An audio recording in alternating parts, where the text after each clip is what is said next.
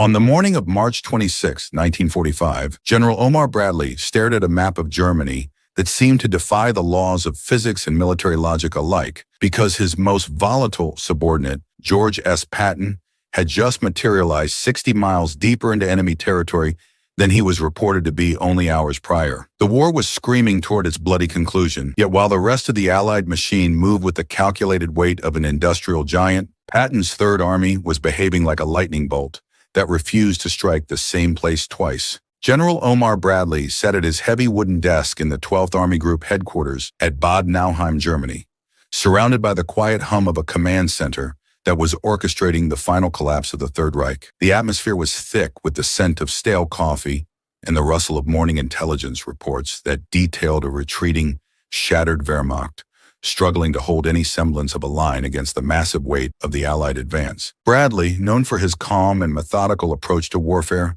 was a man who lived by the clock and the coordinate, yet he found himself increasingly perplexed by the reports trickling in from the Third Army sector. An aide entered the room with a face so pale it suggested a major disaster had occurred, clutching a radio communication that had just been intercepted from the forward elements of the Third Army. Bradley didn't even look up from his papers as he asked what Patton wanted this time, assuming it was another demand for fuel or more ammunition to feed his relentless hunger for the offensive. The aide's voice wavered as he explained that it wasn't a request for supplies, but a position report, one that placed the lead elements of the Third Army at Aschaffenburg, a location that caused Bradley to freeze in mid-motion. He slowly set down his papers and walked to the large wall map, his finger tracing the last known position of Patton's forces near Frankfurt before moving his hand east toward Aschaffenburg. The distance was staggering, representing a 60-mile jump deeper into the heart of Germany than anyone in the Allied High Command thought possible in a single night. How did they move 60 miles overnight? Bradley muttered to the room, his voice rising in a rare display of public agitation, because his maps were now effectively useless. The message provided no explanation other than the cold, hard coordinates of the units on the ground, leaving Bradley to calculate the terrifying implications of such a rapid, uncoordinated surge. If Patton was truly in Aschaffenburg, he wasn't just ahead of the schedule. He was 200 miles deeper into Germany than any other Allied force on the entire Western Front. This meant the Third Army was operating in a vacuum, their flanks completely unsecured, and their supply lines stretched to a point where a single German counterattack could potentially sever the head of the American spear. Bradley quietly ordered his aide to get Patton on the phone immediately, but the aide hesitated, revealing that the situation was even more irregular than it first appeared. The report indicated that General Patton was not just directing this movement from a rear command post, but was personally in Aschaffenburg conducting reconnaissance of routes toward Nuremberg. The realization that a three-star general was personally scouting 200 miles behind enemy lines, with likely nothing more than a driver and a handful of security personnel, forced Bradley to sit down. He knew Patton's temperament well, and he knew that the man's ego and drive for glory often outweighed his concern for personal safety or the rigid protocols of the chain of command. Bradley reached for the phone to call Third Army headquarters and then Eisenhower, knowing that the Supreme Allied Commander would need to hear that his most successful, yet most uncontrollable general had effectively gone rogue in the middle of a collapsing empire. To understand how Patton reached this point of near mythological independence, one must look back to the crossing of the Rhine just days earlier on March 22nd. While Field Marshal Montgomery was meticulously planning a massive, set-piece river crossing involving thousands of guns and weeks of preparation, Patton chose a different path. He moved his forces quietly to Oppenheim and launched a surprise crossing under the cover of darkness with minimal preparation and no preliminary bombardment. By the time the sun rose on the 23rd, Patton had a bridgehead on the eastern bank of the Rhine, Germany's last major defensive barrier, and he had done it with a fraction of the resources his peers demanded. When Bradley called to congratulate him and suggested that he consolidate the bridgehead and wait for the rest of the 12th Army Group to catch up, Patton's response was one of pure, unadulterated confusion. He couldn't understand why he would stop when the Germans were in full retreat and the path to the heart of the Reich was wide open. Patton interrupted Bradley's warnings about exposed flanks by insisting that the Germans were too busy running away to launch a counterattack. He dismissed military doctrine as a relic of the past, arguing that since the Rhine was supposed to be impregnable, and he had crossed it in a single night with a few boats, the rules of the book no longer applied to the reality of the German collapse. Bradley could only listen as the line went dead, realizing that Patton was already looking toward Frankfurt and beyond, fueled by an intuition that the enemy was fundamentally broken. Between March 24th and 25th, the race began in earnest as the Third Army ignored all orders to consolidate and instead launched a relentless drive toward the east. They covered 30 miles in 24 hours, capturing Frankfurt so quickly they didn't even pause to celebrate before pushing another 20 miles beyond the city by the same evening. Bradley watched the reports coming in with increasing disbelief, marking his map with pins that seemed to move faster than his operations officers could track. He warned his staff that Patton was overextending, yet he hesitated to issue a formal order to slow down, because he knew from experience that such orders were rarely followed by Patton. Instead, he decided to let the old blood and guts run, though he demanded his intelligence officers keep a closer eye on the Third Army's positions than ever before. It was a reasonable command, but as the hours ticked by, it proved to be an impossible task for the staff at 12th Army Group. The rapid advance of the Third Army was stretching their own communications to the breaking point, creating a fog of war that enveloped not just the enemy, but the Allied command itself. When Bradley finally reached Patton on the 26th after 20 minutes of trying to clear a line, the conversation only highlighted the growing gap between the two men's perspectives. Patton corrected Bradley's distance calculations, proudly stating they had moved 63 miles in a single day, not 60. He insisted that every day they didn't advance was a day the Germans could use to get organized, and he was determined to prevent that at any cost. When questioned about supply lines, Patton admitted they were barely keeping up, but dismissed the concern as secondary to the momentum of the collapse. He told Bradley he could feel that the Germans were finished, and that one more push would bring the whole house of cards down. He listed his next targets, Würzburg, Nuremberg, and perhaps even Prague or Austria, as if they were mere milestones on a Sunday drive rather than heavily defended urban centers. When Bradley refused to authorize such a wide-ranging, independent campaign, Patton simply told him not to order him to stop and that he would take silence as permission before hanging up again. Bradley looked at his operations officer and remarked that Patton was going to give him a heart attack before the war ended, a sentiment that was becoming a literal concern as the chaos of the advance intensified. By March 27th and 28th, the intelligence section had lost all real-time tracking of the Third Army's movements. Reports were arriving 6 to 12 hours late, meaning that by the time a position was marked on Bradley's map, Patton's tanks were already 50 miles further down the road. The reports became a series of echoes from a front line that was moving faster than the paperwork could fly. When an aide reported the capture of Würzburg, Bradley noted that the message was 18 hours old and that the lead elements were likely long gone.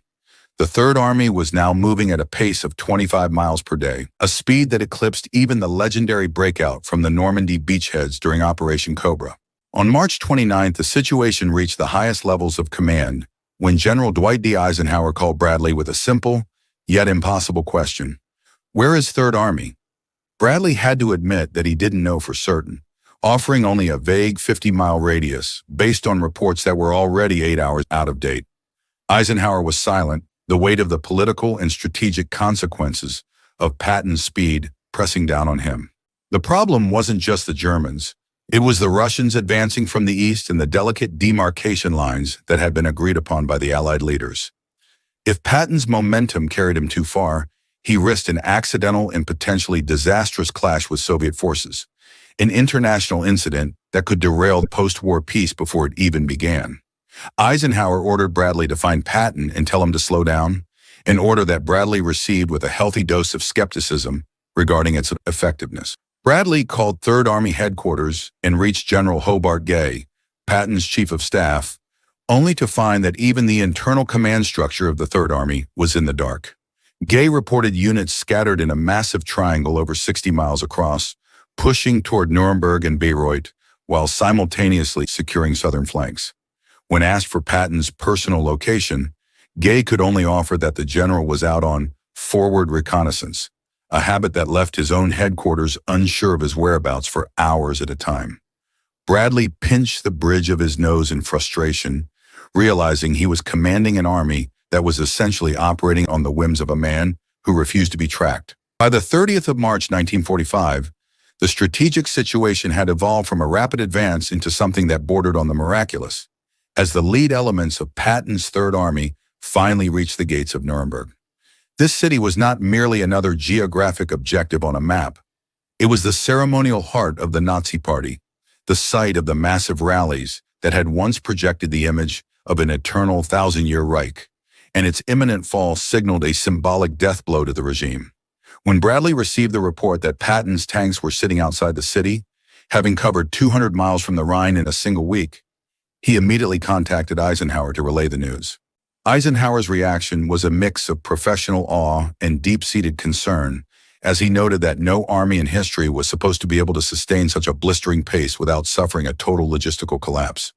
Bradley, sounding exhausted by the sheer effort of tracking his own subordinate, explained that Patton seemed to be deliberately racing toward Czechoslovakia in an attempt to seize territory before the Soviet Union's Red Army could arrive from the east. This created a diplomatic nightmare because the Allied High Command had already established firm demarcation lines with Stalin to prevent accidental conflict between the two superpowers. Eisenhower demanded that Bradley order Patton to stop, but Bradley pointed out the futility of such a command, noting that Patton was a master of finding technical loopholes to keep his tanks moving forward.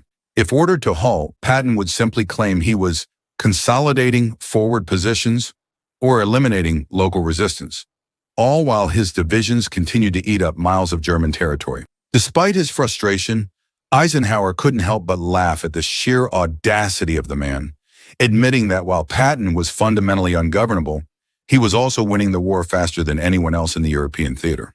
He finally gave Bradley a reluctant green light to let the advance continue, but with the strict caveat that they must find a way to track him to avoid an international incident with the Soviets. As April arrived, the Third Army pushed into Saxony, and the maps at 12th Army Group headquarters began to look like a chaotic web of arrows pointing in every direction. Patton had his forces spread across 150 miles of German territory, advancing on multiple axes simultaneously, which completely overwhelmed the ability of the signals officers to maintain reliable communication. Bradley was told that the entire Third Army was essentially operating as a semi-independent entity because they were moving faster than the radio equipment could be relocated to keep them in range. This situation violated every principle of modern military doctrine that Bradley had spent his career mastering, yet he had to acknowledge the undeniable reality that it was working. German resistance was not just retreating, it was disintegrating under the sheer speed of the American armor, and casualties among Patton's men remained surprisingly low despite the risks they were taking. Bradley shook his head in disbelief, remarking to his staff that only Patton could turn such tactical chaos into a winning strategy. By April 3rd, the situation reached its most critical point when intelligence suggested that Third Army units were on the verge of crossing the border into Czechoslovakia. Eisenhower was furious when he heard the news, as Czechoslovakia was firmly within the agreed-upon Soviet sphere of influence, and he feared Patton's entry would cause a permanent rift with Stalin. Bradley was ordered to find Patton immediately, even if he had to drive to the front lines personally to deliver the message. What followed was a 2-hour desperate search to locate the general, who was not at his headquarters, not at any known command post, and was completely unresponsive to radio calls. Military police were dispatched to track down his jeep, eventually finding that Patton had been conducting his own reconnaissance near the Czech border, but by the time they reached the spot where he had been sighted, he had already moved to another location. Bradley felt as though he was chasing a ghost across the German countryside, a commander who had become untethered from the very army he was supposed to be leading. When Patton finally returned to his headquarters on April 5th, he found a cold and waiting Bradley and an even colder telephone connection to Eisenhower. Eisenhower lit into him, demanding to know if he had any idea how invisible he had become to his superiors over the last 2 weeks. Patton, however, was unrepentant, arguing that his invisibility was the direct result of winning the war, and that speed was the only thing that prevented the Germans from organizing a coherent defense. He countered Eisenhower's warnings about exposed flanks by stating that the enemy was too beaten to even consider a counterattack, and he pleaded for the chance to finish the job while the momentum was in their favor. Eisenhower ultimately gave him a direct order to file regular position reports, but Patton's response was vintage. He told the Supreme Commander that he could have coordination Or he could have speed, but he couldn't have both. After hanging up, Patton turned to Bradley with a grin, knowing that his success on the battlefield was the only thing keeping him from being relieved of command. However, the tone of the campaign shifted dramatically on April 11th, when Third Army units liberated the Buchenwald concentration camp. When Patton visited the site and witnessed the industrial-scale horror in the piles of emaciated corpses, the legendary Old Blood and Guts was visibly shaken. He called Bradley that night with a voice stripped of its usual bravado, telling him that everyone needed to see the camp because it was the ultimate justification for why they were fighting. For the first time, Patton expressed a different kind of urgency. He wasn't just chasing glory anymore. He was chasing time. He told Bradley that every day they delayed or paused to consolidate was a day that more innocent people died in these camps, and he vowed to keep pushing his men to the breaking point to end the nightmare as quickly as possible. Bradley heard a genuine emotion in Patton's voice that he had rarely encountered before, and he realized that trying to slow the man down was no longer just a tactical debate, but a moral impossibility. He instructed his operations officers to stop trying to hold Patton back and instead focus all their energy on simply trying to keep him from accidentally starting a war with the Soviets. The logistical nightmare of supporting such an advance became the stuff of legend. As the Third Army began to outpace even its own fuel trucks, Patton, ever the pragmatist, authorized his units to scavenge supplies from any source available, leading to a massive operation where captured German fuel and vehicles were pressed into service for the American advance. Bradley's logistics officers were horrified, reporting that the Third Army was effectively living off the land and stolen resources. Yet they couldn't deny that the tanks kept rolling. This ghost logistics network meant that the Third Army had no identifiable tail, making it nearly impossible for German intelligence to predict where they would strike next or how they were sustaining their momentum. As the Third Army pierced the heart of Bavaria, the psychological collapse of the Wehrmacht accelerated, with entire German divisions surrendering to lone American scouts simply because they believed Patton's main force was right behind them. This Patton factor became a force multiplier, where the mere rumor of his presence caused defensive lines to evaporate before a shot was even fired. Bradley noted in his diary that Patton had moved beyond being a general and had become a psychological weapon, one that the Germans feared more than the heavy bombers raining fire on their cities. The sheer physical exhaustion of the American GIs was the only thing that threatened to halt the advance.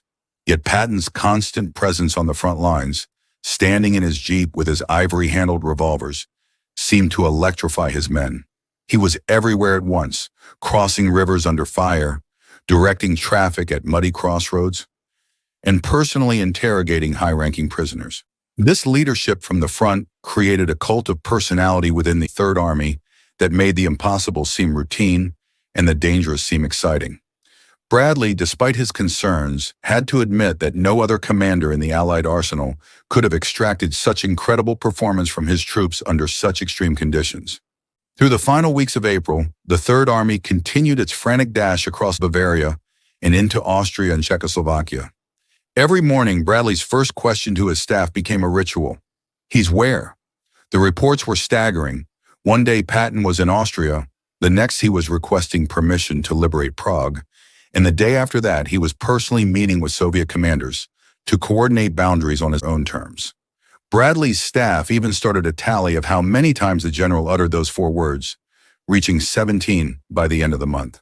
By the time Germany finally surrendered on May 8th, Patton was deep in western Czechoslovakia, 300 miles from where he had crossed the Rhine just 6 weeks earlier.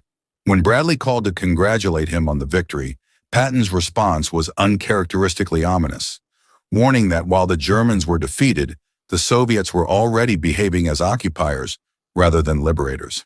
He lamented the political decisions that had stopped him from taking Berlin or Prague, predicting that the restraint shown by the Allied command would haunt them in the years to come. Looking back at those chaotic weeks in the spring of 1945, the advance of the Third Army remains one of the most remarkable feats of mobile warfare in history. It was a movement that defied every textbook, stretching supply lines to the snapping point and leaving commanders in the rear constantly asking, "He's where?" as Patton appeared in places he wasn't supposed to be yet. It worked because Patton understood that in the final stages of a war against a collapsing enemy, Momentum and relentless pressure were more valuable than perfect logistics or careful planning. He chose speed over safety and chaos over coordination, and in doing so, he helped bring the Second World War to a swifter conclusion than anyone had dared to hope. Bradley may have spent those 6 weeks on the verge of a heart attack, but he could never deny that Patton's refusal to slow down was the engine that drove the Allied victory deep into the heart of a dying Reich. Patton argued that speed was more important than coordination when an enemy is collapsing. Do you think Bradley was right to try and restrain him for safety? Or was Patton's rogue style the only way to end the war quickly? Let us know your thoughts in the comments below, and don't forget to subscribe and hit the notification bell.